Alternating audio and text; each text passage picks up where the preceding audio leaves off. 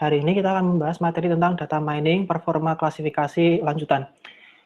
Jadi, capaian pembelajaran kali ini kita memahami tentang model evaluation menggunakan cross-validasi, kemudian memahami tentang underfitting dan overfitting. Cross-validasi itu apa? Pengantar.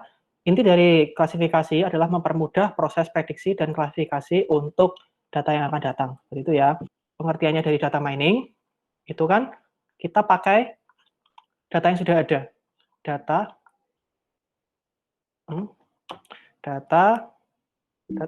mining itu data yang sudah ada ya, bukan data yang mau ada, tapi memang kita mau mempelajari pola data yang sudah ada. Seperti ini. Jadi kita udah punya data history, kita mau ngecek nih kalau dengan data history kita bisa memprediksi masa depan seperti itu. Jadi kayak misalkan, oh kalau kita lihat kan, oh kalau ini mendung, kemudian hawanya dingin, pasti hujan. Kenapa kita ngomong seperti itu? Karena kita udah dapat pengalaman masa lalu seperti itu. Nah, data mining kan kita mencoba mempolakan data yang sudah ada. Nah, di sini kan kemarin kita punya 15, ini kan kemarin apa itu namanya, peminjaman ya, misalkan pengemplang pajak seperti ini. Kemarin kita ada transaksi ID 1 sampai 15, kita bagi menjadi 70% sama 30% misalkan.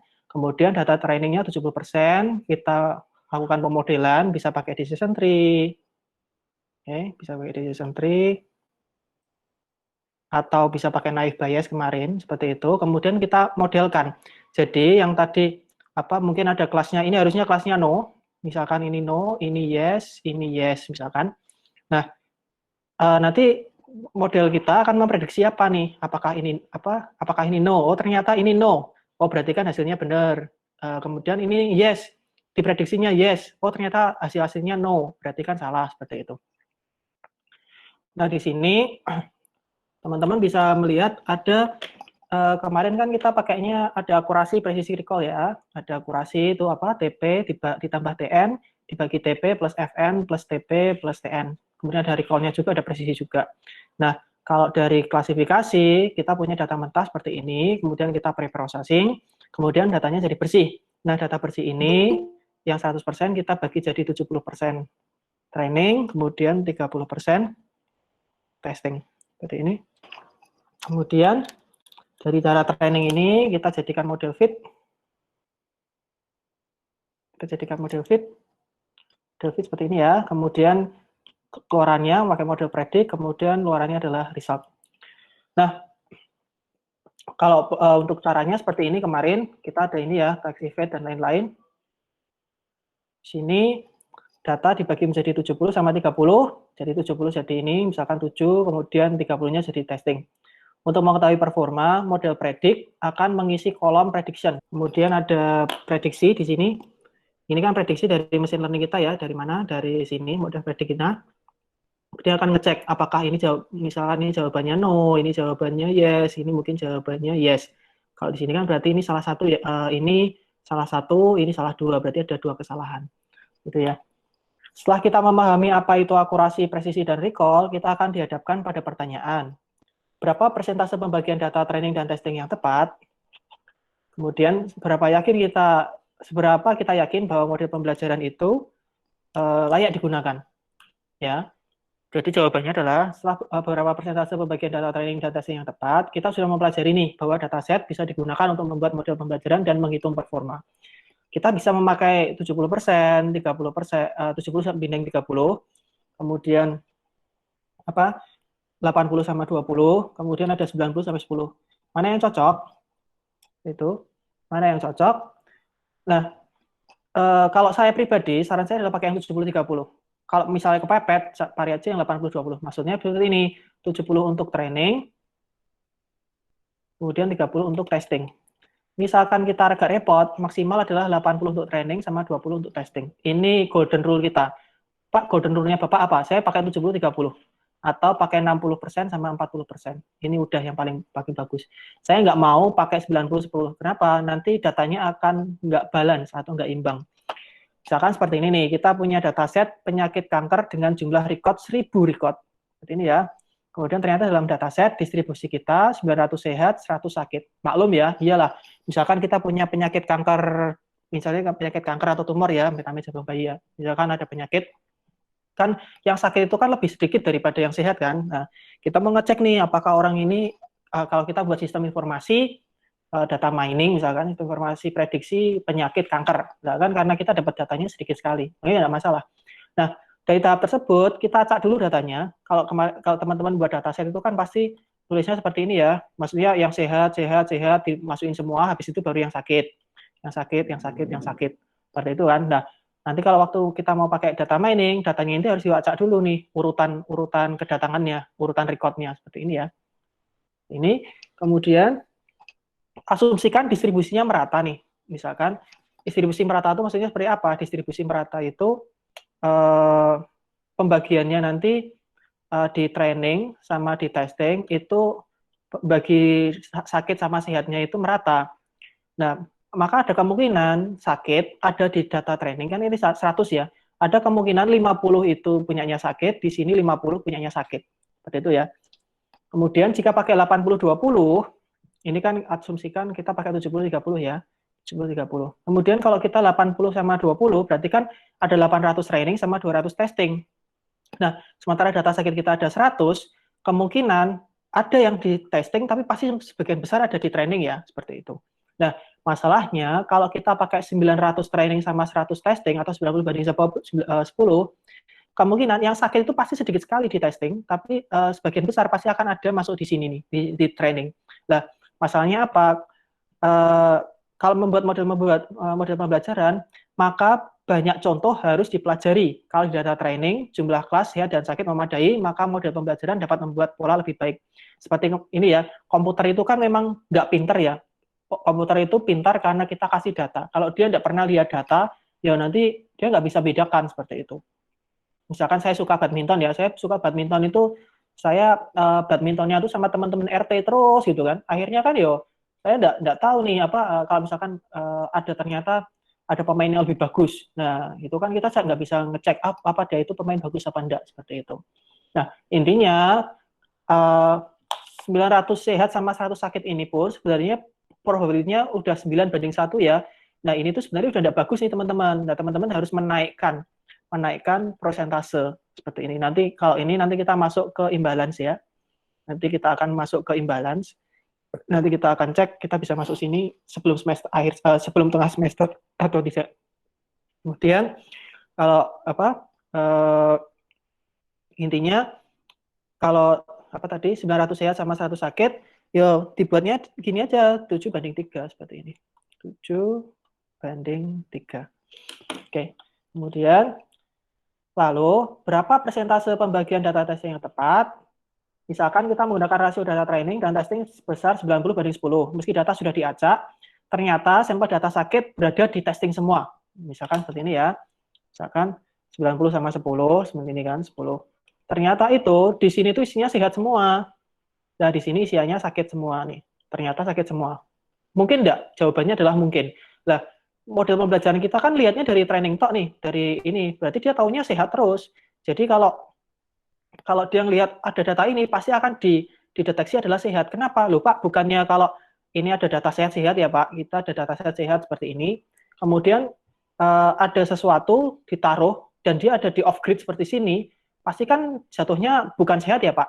Nah, jawabannya, kalau kita manusia biasa, iya betul, tapi kan masalahnya komputer kan dia membuat label nih teman-teman. Dia membuat label bahwa ini adalah sehat. Dia taunya ini ya sehat, labelnya. Dia nggak tahu bahwa ada label bukan selain sehat. Nah, kalau nggak ada label selain sehat, ya tetap dia akan dimasukkan ke sehat, karena dia taunya label sehat. Ada data baru, ini apa ya? Ini sih di off-grid, keluar dari jarak ya, tapi karena saya taunya sehat, ya udah kita sebut saja sehat, seperti itu. Maka dari situ kita sebut bahwa pembagian data training dan testing itu sangat berpengaruh, teman-teman. Ya, jadi saran saya, rasionya adalah 70:30, 60 atau 40, seperti ini. Nah, ini kalau teman-teman bisa membacakan, ini kan efeknya apa? Model pembelajaran akan kesulitan untuk membaca data yang tidak pernah dilihat sebelumnya.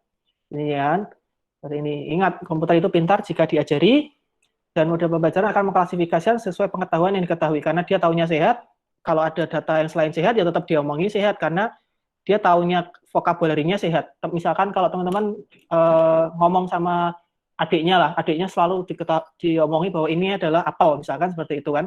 Nah, kemudian teman-teman ngasih buah yang mirip apel, padahal itu bukan apel, dan teman-teman juga tahu itu bukan apel, tapi kan adiknya teman-teman tahunya itu apel. Ini apa? Ya dia pasti akan ngomongnya apel, karena dia tahunya buah ya apel, seperti itu. Ya. Kemudian level sakit misalkan juga ada beberapa nih, ada ringan, sedang, sama akut.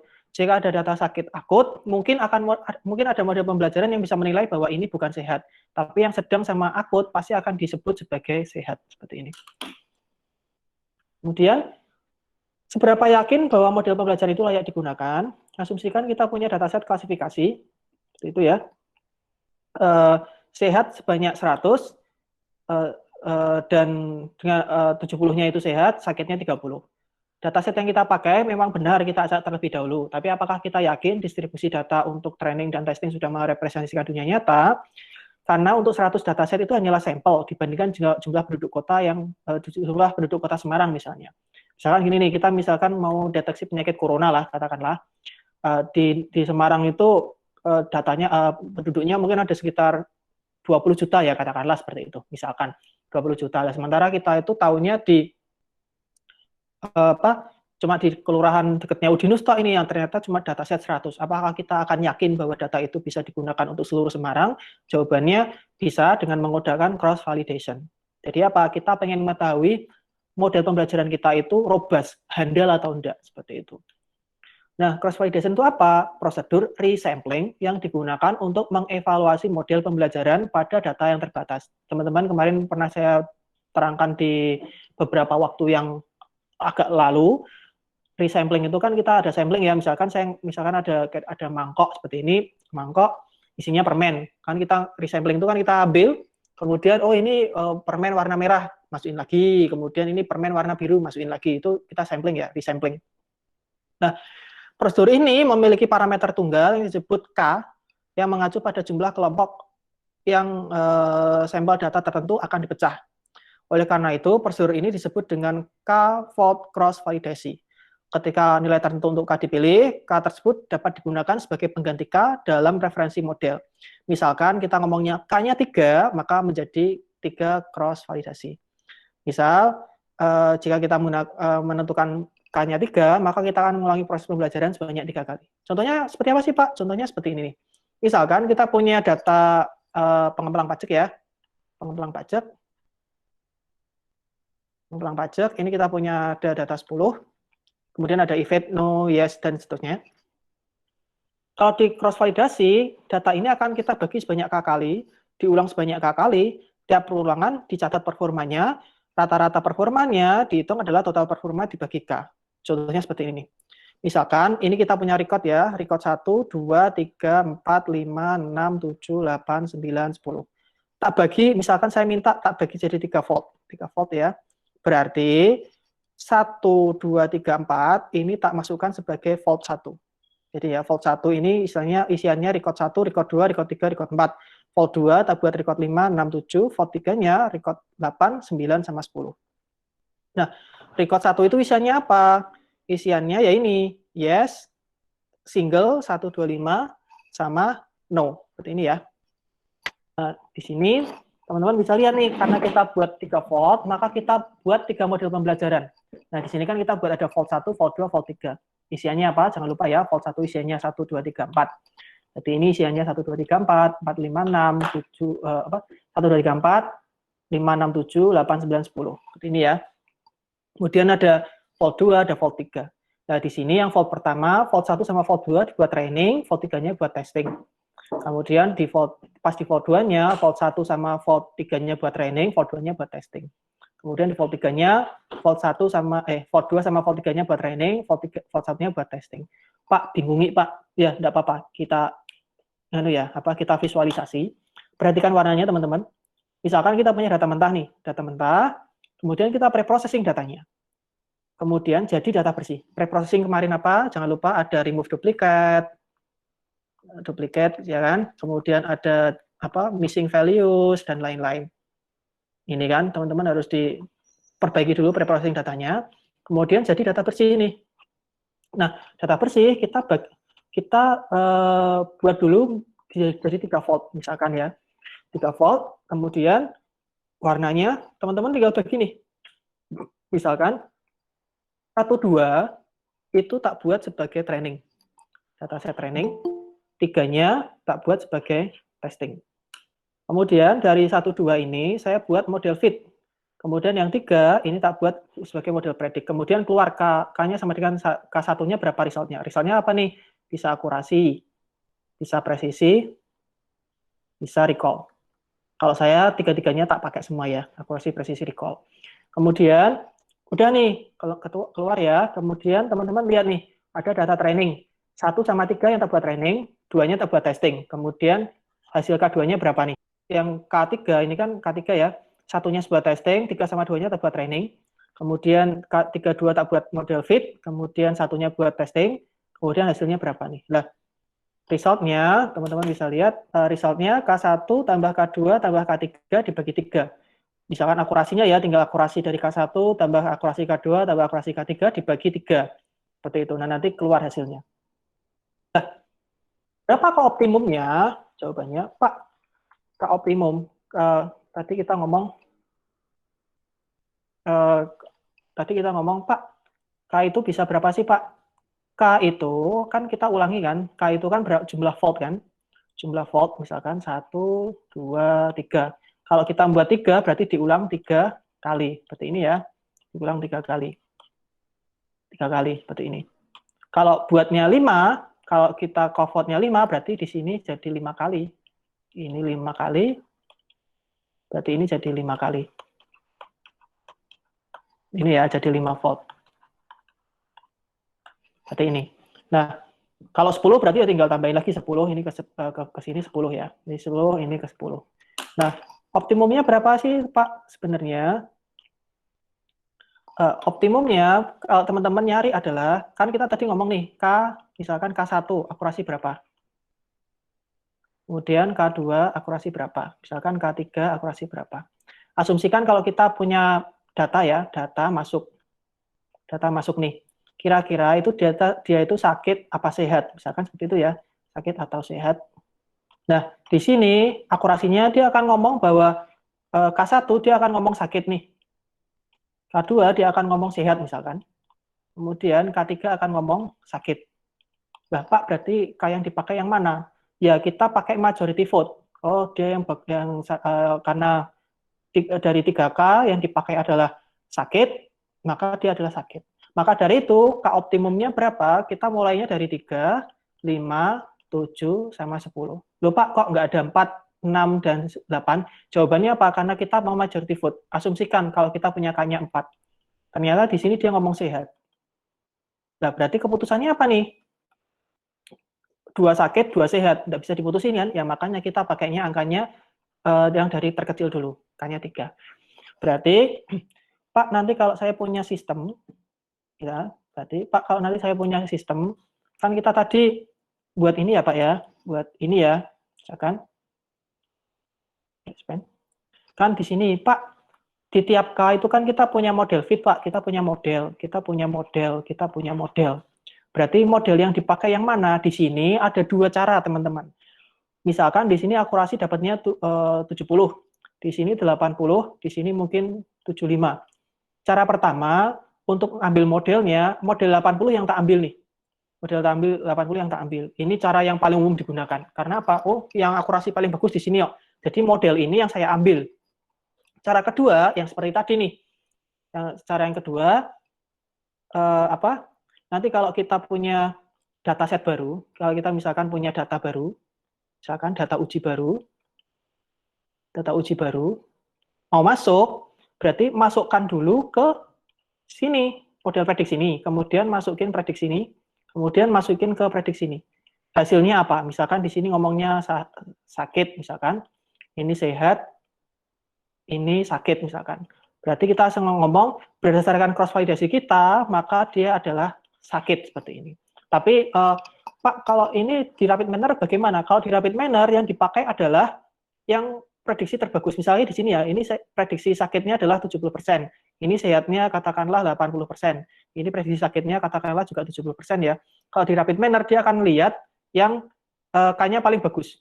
Yang K paling bagus itu apa? Model yang paling bagus ternyata di K2 ya berarti model ini yang dipakai. Tapi kalau kita di bahasa pemrograman yang kita bisa ketik sendiri, kita bisa membuat apa namanya? Kita bisa buat majority vote seperti ini. Seperti itu.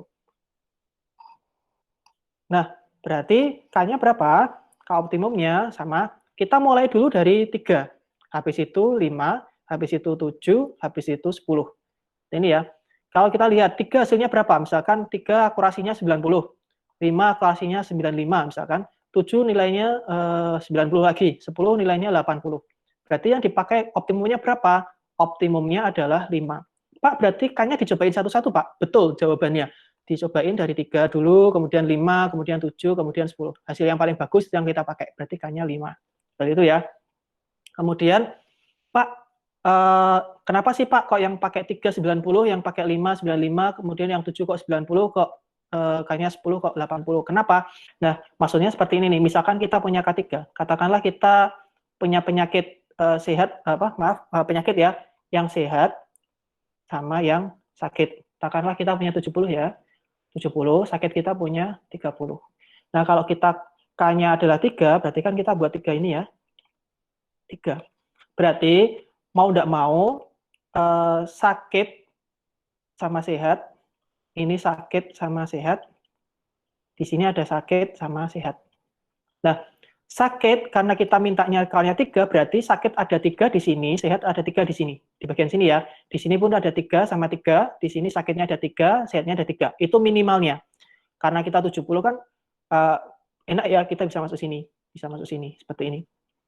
Nah, kalau misalkan kita buat K-nya 5, berarti di sini kita buat 5, 1, 2, 3, 4, 5, sakitnya harus ada 5 di sini, sehatnya ada 5 di sini, sakit ada 5 di sini, sehat 5 di sini, sakit di sini, sehat di sini, ini seperti ini ya. Pak, kalau misalkan ternyata di sini isiannya 15 gimana Pak? Tidak masalah, batas minimumnya adalah sakit sama sehat adalah 5 sama 5, seperti itu. Berarti kemungkinannya kadang-kadang itu ada yang di sini, misalkan di sini ya, 1, 2, 3, 4, 5, ada karena kita sehat ya, kemungkinan sehat itu ngumpul di sini semua, kemudian sakit, kemungkinan ngumpul di sini semua. Bisa enggak Pak? Bisa. Lah, kita lihat nih, semakin banyak yang kosong, misalkan, karena ini 70 ya, ini kita pakai berapa nih? Karena ada 100 kan berarti kalau dibagi 5 berarti berapa? 25 ya, katakan ini 25, ini 25, ini 25, ini 25, ini 25. Ini 25 dataset ya, 25 record ya. Nah, 30 mungkin masuk sini nih. Oke, misalkan kita ganti pulpennya, pen color misalkan blue ya. Nah, misalkan sakit ada 30 nih, ternyata 25 masuk sini nih, sakit ya. Kemudian 5-nya masuk sini. Lah, sini kan kosong, teman-teman. Nah, karena kita pakainya kosong di sini, semakin banyak yang kosong, datanya akan semakin bias. Kenapa? Seperti yang saya bilang tadi, dia tidak pernah lihat ada data sakit, maka dia nggak bisa melabelkan data sakit, seperti itu. Makanya teman-teman sambil dikira-kira sendiri, Pak, kalau kira-kira kalau saya ada datanya cuma 100 itu, jumlah maksimum K-nya berapa? Jawabannya adalah dilihat dari jumlah kelas. Makanya kadang-kadang itu pas di 3 jelek, 5 bagus, tapi setelah itu dia akan turun. Karena apa? Karena dia pembagian kelasnya di sini agak berkurang seperti itu. Jadi kalau misalkan, Pak, kalau kelasnya 3 gimana? Ya dicoba dulu, mulai dari 3 dulu, 5 dulu, 7 sama 10. Oke ya, jadi akan keluar. Sampai sini ada yang ditanyakan? Insya Allah Pak masih memahami. Oke, kami memahami ya. Kemudian, bisa ya, kita buka sekalian rapid manner-nya ya. Kita pakai rapid manner, klik. Oke, di sini ada underfitting sama overfitting. Insight, mari kita pertimbangkan bahwa kita sedang merancang model pembelajaran. Sebuah model dikatakan model pembelajaran yang baik jika model itu menggeneralisasi data masukan baru dari domain masalah dengan cara yang tepat. Ini membantu kita membuat prediksi di data yang mendatang, yang belum pernah dilihat dari model data itu. Terminologinya, kita ada namanya bias. Bias itu adalah asumsi yang dibuat oleh model untuk membuat suatu fungsi lebih mudah dipelajari. Oke, Kemudian ada variance, itu adalah jika kita melatih data pada data training dan mendapatkan kesalahan yang sangat rendah saat mengubah data training dan kemudian melatih menggunakan model sebelumnya yang sama, maka kita akan mengalami kesalahan tinggi. Ini adalah disebut sebagai varian. Maksudnya seperti ini nih. Ini kita punya data training ya, data training. Kita buat model nih. Kita buat model ya. Kita udah buat model. Nah, waktu training hasilnya 90% misalkan. Nah, varian ini kalau ketika kita punya data uji, waktu kita pakai model di sini ternyata luarannya hasilnya cuma 70% akurasinya. Nah, berarti ini kan variannya sangat tinggi, teman-teman. Variannya seperti ini. Paling bagus gimana? Kayak teman-teman membandingkan waktu dulu ujian akhir nasional ya, kan pasti ikut Primagama, apa bimbingan belajar ya, Primagama, Neutron, dan lain-lain. Saya kurang tahu nih, ada beberapa banyak sekarang. Misalkan seperti ini. Harapannya waktu Primagama itu kan teman-teman mungkin dapatnya 90.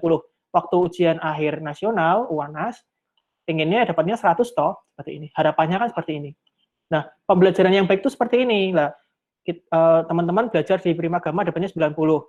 Nah, nanti pas UANAS-nya dapatnya 100. Berarti kan variannya kecil.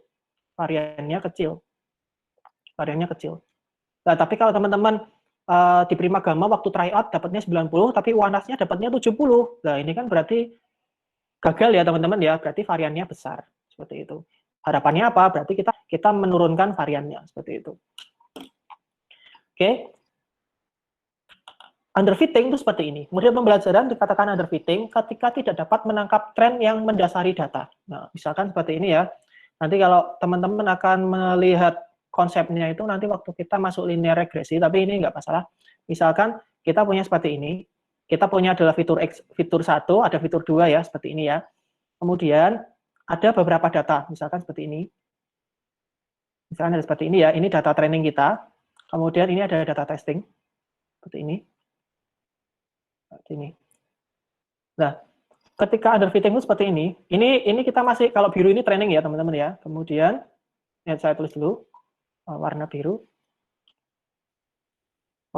Kita tulis warna biru. Itu adalah training. Cara seperti ini. Kemudian, teman-teman membuat decision boundary-nya nih, misalkan. Underfitting itu dia tulisnya kayak gini nih. Thread seperti ini. Nah, ini kan salah ya. Nah, kita tidak dapat menangkap tren yang berdasari data. Ini seperti mencoba memasukkan celana yang terlalu kecil. Misalkan seperti ini, kita udah punya celana yang waktu SMA atau waktu SMP kita mau nyoba, ya udah tidak bisa. Kalau tidak bisa dimasukin ya tetap susah masuknya kan, seperti itu kan. Nah, yang dinamakan underfitting itu seperti ini. Jadi waktu training salah akurasinya, salah prediksi untuk trainingnya kan. Seperti inilah. Kalau sudah salah prediksi, kalau misalkan kita punya dataset baru, misalkan kita pakai warna apa? Kuning ya, misalkan. Ini misalkan ada data tes. Data sini, ini masuknya apa? Harusnya kan ini masuknya ke X ya. Kalau ini masuk sini kan harusnya masuknya ke lingkaran. Tapi karena di paruh seperti ini, mungkin ini adalah dianggapnya ini silang, di sini adalah dianggapnya lingkaran, misalkan seperti itu. Nah, ini yang disebut sebagai underfitting nih. Nah, kemunculannya berarti bahwa model atau algoritma tidak cukup cocok dengan dataset. Ini terjadi ketika kita memiliki lebih sedikit data untuk membangun model yang akurat. Makanya kemarin kita ngomong minimal record-nya berapa? 50. Nah, misalkan kalau kita punya kelasnya, kita ganti warnanya biar lebih cetak, biar lebih bagus ya. Misalkan kita punya sampel 50, itu asumsinya 25 dan 25. Ini mungkin kelas sehat, ini kelas sakit seperti ini. Tapi kalau saya pribadi, kalau kita nanti teman-teman waktu tesis mau buat dataset sendiri, 50 itu adalah satu kelas. Jadi kalau kita punya 2 kelas, berarti minimal ada 100. Oke ya. Pak, kalau 3 kelas bagaimana? Berarti tambahin lagi 50. Yang imbang. Pak, kalau ternyata saya dapatnya 3 kelas, misalkan ini 80, ini ternyata ini 70, misalkan, ini 50, bagaimana? Pertimbangannya adalah tetap 70 banding 30 ya. Kalau selama dataset ini 70 banding 30, berarti masih bisa dipakai. Pak, kalau ternyata saya ternyata di rumah sakit, misalkan ada 3 kelas nih Pak, misalkan di sini adalah 80, kemudian ini, oh ini 150 ya, harusnya kan enggak, anu ya, berapa ini, 80, kalau misalkan 150 ini, berarti misalkan ini 80, kemudian ini 50 ya, katakanlah ya, ini 50, kemudian 85, berarti ini 20 ya. Pak, ini boleh tak? Ini masih boleh. Yang enggak boleh itu misalkan di sini ada 80, kemudian di sini adalah 60, kemudian di sini 10. Ini yang disebut sebagai imbalan. Karena ada satu set yang nilainya lebih kecil, seperti ini ya. Kalau ini 80, 50 sama, betul ya? Ini 80, 50, 20, ini kan jadi 150 nih. Ada 150 ya. Nah, kalau ini kan dia masih oke.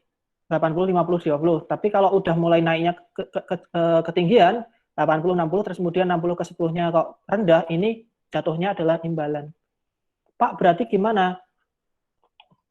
Ada caranya, nanti kita akan belajar caranya ini buat ngatasi data yang seperti ini. Oke.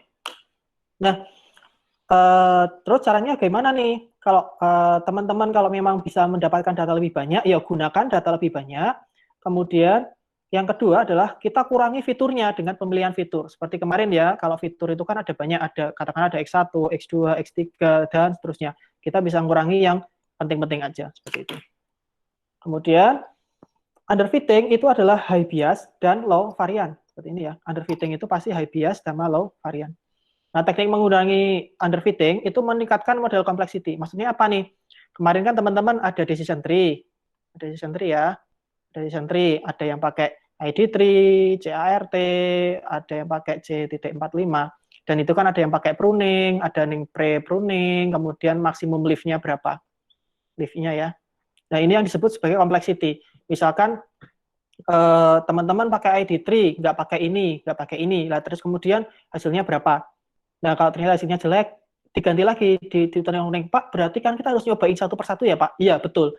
Coba satu persatu. Coba satu persatu. Coba satu persatu. Setelah kita coba satu persatu, kemudian mana parameter yang terbaik. Seperti itu. Kemudian, kita meningkatkan jumlah fitur. Nah, kita akan mengurangi underfitting ya. Di sini kan tadi, Pak, di sini nggak mengurangi fitur dengan pemilihan fitur. Di sini meningkatkan, maaf, ini harusnya meningkatkan jumlah data ya, meningkatkan jumlah data. Kemudian kita menghilangkan noise pada data. Kemudian meningkatkan jumlah iterasi atau IPOH atau durasi pelatihan untuk mendapatkan nilai yang lebih baik. Seperti ini. Kemudian di sini ada overfitting. Itu adalah model pembelajaran dikatakan overfitting ketika kita melatih dengan terlalu banyak data. Jadi karena kita terlalu banyak data nih, ya, seperti ini ya. Kalau di underfitting itu karena datanya kurang banyak, sementara kalau di overfitting datanya kebanyakan. Loh, Pak, kalau datanya kebanyakan berarti kita kurangi, Pak. Enggak juga. Kalau datanya kita kebanyakan bukannya dikurangi, tapi kita harus ganti model seperti itu. Karena apa? Kita collecting data itu sangat mahal, teman-teman. Jadi jangan dibuang. Seperti kemarin ya waktu kita pre-processing itu kan data itu mahal, jangan langsung dibuang aja seperti itu.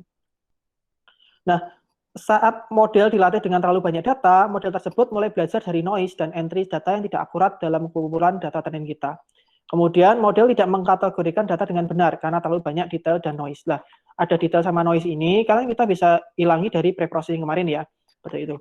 Kemudian penyebab overfitting adalah metode non-parametrik dan non-linear karena algoritma pembelajaran jenis ini memiliki lebih banyak kebebasan dalam membangun model berdasarkan dataset dan oleh karena itu mereka benar-benar dapat membangun model yang tidak realistis. Maksudnya seperti ini nih, waktu teman-teman kayak kemarin ya, di Primagama misalkan nilainya dapatnya langsung 100 nih teman-teman nih, di tryout. Kemudian waktu di testing, waktu ujian, nilainya ternyata dapatnya cuma 70. Ini kan berarti kita sebut sebagai overfitting. Alasannya apa? Bahwa teman-teman itu menguasai soal di Gramedia, Primagama, tapi tidak menguasai soal UANAS, jadi tidak tahu. Contohnya paling gampang seperti ini. Saya misalkan atlet badminton ya di RT saya, misalkan. Meskipun saya bukan atlet, kita asumsikan saja. Misalkan saya atlet badminton di RT saya. Saya sudah sparring dengan orang-orang di RT saya. Saya sudah menguasai ini. Nah, terus kemudian saya ikut ke kejuaraan di kabupaten. Nah, karena saya itu saingannya di RT itu adalah bapak-bapak, katakanlah umur 40, 50, 70, seperti itu kan. Mereka masih main. Nah, waktu di kabupaten ternyata saingan saya itu adalah umur-umur yang masih 15, 17. Nah, saya itu tidak bisa ngimbangi, otomatis saya disebut sebagai overfitting. Harusnya di RT itu ada yang main umur 15, 17, ada yang umur 20. Jadi apa? Distribusi datanya banyak. Seperti itu ya. Itu pengertiannya. Pak, kapan kita sebut sebagai overfitting? Misalkan seperti ini. Jadi datanya bagus bagaimana? Ada di training, ada di waktu di training sama di testing ya. Di training, datanya itu katakanlah kalau datanya itu nilai kita akurasinya 70, kemudian testingnya kita adalah 90, naik, seperti ini ya, naik. Ini kita sebut sebagai bagus atau appropriate. Pak, kalau misalkan di sini trainingnya 70, kemudian di sini testingnya 71, bagus, tetap appropriate. Pak, kalau misalkan di sini trainingnya saya 90, tapi di testingnya kita adalah 80, bagaimana Pak? Ini disebut sebagai overfitting. Berarti jelek dong Pak. Yo, tapi kan nilainya bagus Pak. Ya, enggak masalah. Kita tetap ngomong bahwa data kita overfitting. Ada kecenderungan overfitting karena dari training kita 90, turunnya jadi 80. Pak, sebagian besar dataset kita nanti waktu teman-teman buat soal jawab ujian tengah semester, kemungkinan banyak yang overfitting. Dan saya ngomong tidak masalah, karena kita masih belajar ya. Seperti itu. Tapi harapan kita, kalau teman-teman dapat 90, trainingnya, testingnya harusnya dapatnya 91 ke atas. Seperti ini ya, 91 ke atas. Tapi kalau ternyata nilainya turun pun tidak masalah. Seperti itu ya. Oke. Solusinya, jika adalah menggunakan algoritma linear, jika kita memiliki data linear, dan menggunakan parameter seperti kedalaman maksimal jika kita menggunakan decision tree. Intinya apa nih? Makanya nanti teman-teman waktu tugas tengah semesternya, Pak, nanti kan kita belajar ada decision tree, ada naive bias, ada KNN, ANN, ada SVM. Berarti dicoba semua, Pak? Jawabannya iya, cobain semua. Cobain semua, nanti untuk dataset ini, misalkan dataset A, itu paling bagus pakai apa? Karena tiap dataset itu ada perbedaan. Ada dataset yang linear, ada dataset yang non-linear. Nah, nanti teman-teman tinggal tulis aja. Saya nggak akan tanya apakah dataset ini linear atau enggak, tapi teman-teman kesimpulannya bahwa dataset misalkan Abalon itu cocoknya untuk decision tree. Seperti itu ya. Nah, di sini overfitting itu adalah high varian nih teman-teman nih, high varian dan low bias. Nah, teknik untuk mengurangi overfitting, kita tingkatkan training data dengan distribusi kelas yang lebih stabil. Maksudnya stabil apa? Misalkan tadi yang sakit sama yang sehat ya. Yang sakit sama yang sehat kita distribusikan jadi stabil, misalkan 70-30 atau 60-40 atau 50-50. Seperti ini ya. Kemudian kita kurangi model kompleksitinya. Misalkan decision tree-nya terlalu ribet nih, kita kurangi. Kemudian kita bisa saat berhenti pada training phase, jika loss naik maka berhenti. Seperti itu. Pak, kita pakai apa nih? Nah, ini kalau kita pakai neural network teman-teman. Neural network. Nah, untuk neural network di rapid manner kita nggak bisa lihat nih training phase-nya sampai berapa. Nah, saya belum tahu nih caranya. Tapi karena kita data mining kita nggak masuk neural network, nanti kita masuk ke materi bonus waktu di akhir semester. Kemudian kita bisa menggunakan rich regularisasi sama lasso regularisasi. Nah, ini kita juga nggak ikut ya. Kita nggak masuk ke sini dulu karena ini tipenya advance. Kemudian kita menggunakan dropout untuk neural network untuk mengatasi overfitting. Ini juga masuknya ke advance. Tapi tidak masalah. Pak, berarti ini kan yang untuk pakai neural network ya, tapi kalau kita pakai yang tadi kan naive bias, SVM, decision tree, kemudian KNN, ya paling tembaknya sini meningkatkan training sama mengurangi model complexity. Visualisasinya seperti ini nih teman-teman. Misalkan kita punya underfitting sama overfitting. Underfitting tuh seperti ini nih. Underfitting tuh kan kayak tadi ya garis ini, garis merah, itu tidak pernah ada yang nempel. Seperti ini ya. Misalkan ini adalah saya beli rumah nih. Ini prediksi rumah ya. Prediksi harga rumah. Misalkan seperti ini. Nah, di sini, kalau underfitting itu apa? Dia tidak pernah nempel sama sekali. Efeknya apa? Harusnya misalkan ukurannya sekian, harganya kan harusnya sekian. Ternyata dijualnya sekian nih. Orang pada mau beli enggak? Kemungkinan kan enggak mau ya. Kemudian di sini nih, harusnya harganya di sini, ternyata diprediksinya di sini. Otomatis kan kita rugi ya. Harganya di sini, ternyata prediksinya di sini nih. Ya rugi lah. Di sini, harganya di sini kan rugi. Seperti itu ya. Maka underfitting itu pasti akan mengakibatkan kerugian nih. Karena nggak ada data yang nempel. Kemudian, yang kira-kira pas itu apa? Ya yang kayak gini. Ada salah satu yang nyenggol. Pak, tapi kan ini nggak nyenggol semua. Lu malah bagus. Karena ini kan kita masih training, teman-teman. Ini masih training ya. Jadi waktu kita testing, ketika kita taruh di sini, ini masih mepet sini nih, masih oke lah seperti itu. Jadi ada jaraknya ke sini nih, jaraknya nggak gitu banyak. Tapi paling enggak ada yang nempel-nempel. Tapi enggak semuanya. Nah, yang jelek itu, yang overfitting itu seperti ini. Datanya nekuk seperti ini nih teman-teman. Nah, kalau misalkan kita mau nembak data, misalkan ukurannya di sini nih. Nah, misalkan di sini, padahal harganya di sini. Kan otomatis salah ya. Ini data tes baru ya. Ini data tes ini ternyata salah. Data tes di sini ternyata salah karena dia posisinya menurun. Ini yang disebut sebagai overfitting. Jadi underfitting sama overfitting itu tidak bagus. Tapi paling enggak kalau teman-teman mau pakai overfitting tidak apa-apa, tapi kualitas tapi persentasenya diperkecil. Nah, kalau kita membuat kelas misalkan di sini adalah penggemar, misalkan penggemar MU sama Liverpool katakanlah ya. Seperti ini. Nah, underfitting itu misalkan kita cuma buat garisnya seperti ini nih. Nah, di sini kan kalau teman-teman lihat, kita pakai eraser pen, misalkan di sini MU sama Liverpool ya. Ini MU, ini bawah sini adalah MU, garis ini adalah Liverpool ya. Nah, di sini teman-teman lihat ada beberapa yang dianggap sebagai MU padahal dia Liverpool. Ini masih waktu training ya. Kemudian ada beberapa yang MU tapi dianggap sebagai Liverpool seperti itu. Nah, ini kan dia garisnya sakar PDW, sesukanya model belajarnya. Ini yang disebut sebagai underfitting. Kenapa? Kalau kita nanti punya dataset, misalkan aku mau naruh di sini, misalkan taruh di sini, harusnya ini kan masih masuknya MU ya, tapi karena didetek Liverpool, maka dia akan masuk Liverpool.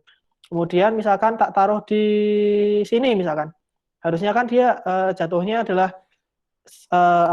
MU, tapi karena masih di sini, dia jatuhnya adalah Liverpool.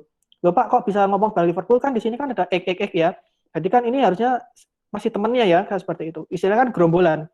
Seperti kayak di pepatah orang Jawa itu kan, kita dilihat dari kumpulannya. Kalau kumpulan kita orang-orang bagus, ya berarti kita orang bagus. Kalau kita kumpulannya orang jelek, ya berarti kita orang jelek. Seperti itu ya. Nah, di sini kan kita bisa lihat, ini kan lebih dekat ke sini kan.